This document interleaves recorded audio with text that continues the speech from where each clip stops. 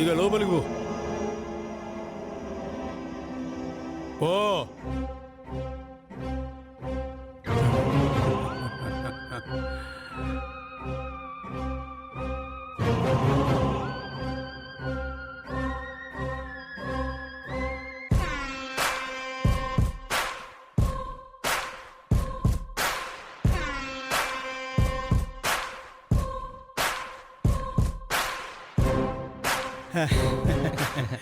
Thanks భయ్యా. నీకు మళ్ళీ ఫోన్ కావాలంటే నన్ను అడిగి భయ్యా.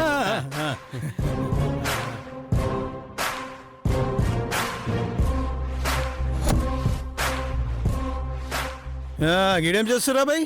ఇగో గడ గంపల పూలున్నాయి, జల్దీ తీసుకురా, మండపానికి చూడదాం. అలాగే.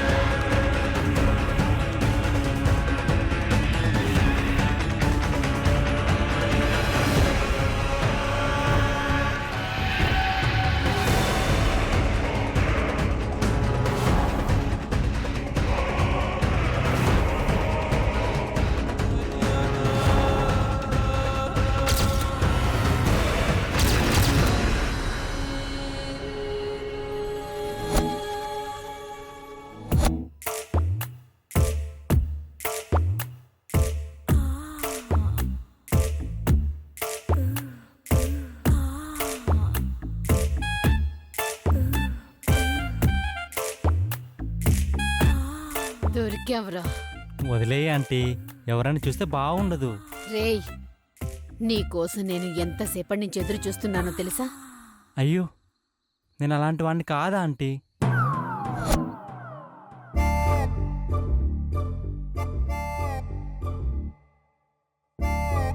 పక్కకి రా. వదిలా ఆంటీ. రమ్మంటుంటే రా, తొందరగా రా. నేను రానా ఆంటీ? మర్యాదగా రా, లేకపోతే వదలను. ఓవ్వా, పసిపిల్లని పట్టుకుని ఏంటా సరసాలు?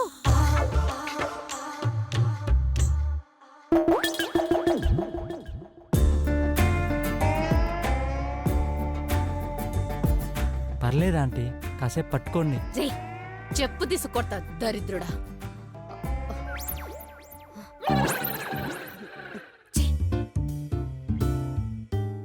జాగ్రత్త బాబు, ఫంక్షన్ అంతా ఆడపిల్లలే, జాగ్రత్త. అమ్మా, అలాంటి వాళ్ళది నిజమైన ప్రేమ కాదు, అది వ్యామోహం. ఎగ్జాక్ట్లీ చిన్నత్త, నిజంగా ప్రేమించుకున్న వాళ్ళు అలా చేయరు. ఎంత మనసు విరిగిపోతే కన్న కూతుర్ని పట్టుకొని మా దృష్టిలో చచ్చిపోయా ఉంటుందా తల్లి? అది సరే అమ్మా, తన కూతురుతో తన మాట అనేటప్పుడు ఆమె మాటల్లో వ్యథ, కళ్ళల్లో బాధ గమనించావమ్మా? పెద్దబాబుకు బర్త్డే విషెస్ చెప్పు కూడా వెళ్ళాం కదా. ఊరికే ఎలా కాలిపోతుంది? మంట పెడితేనో పడితేనో తగలబడుతుంది.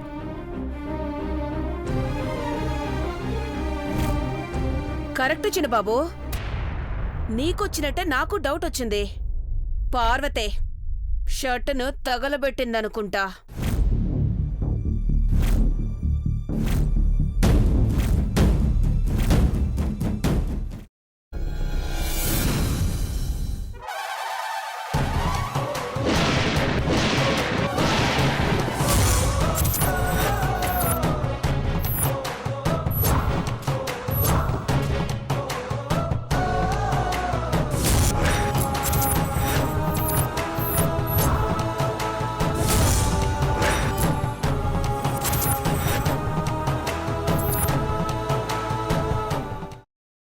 తర్వాత పొట్టు తీసేసి చాప్ చేసి పక్కన పెట్టుకోవాలి.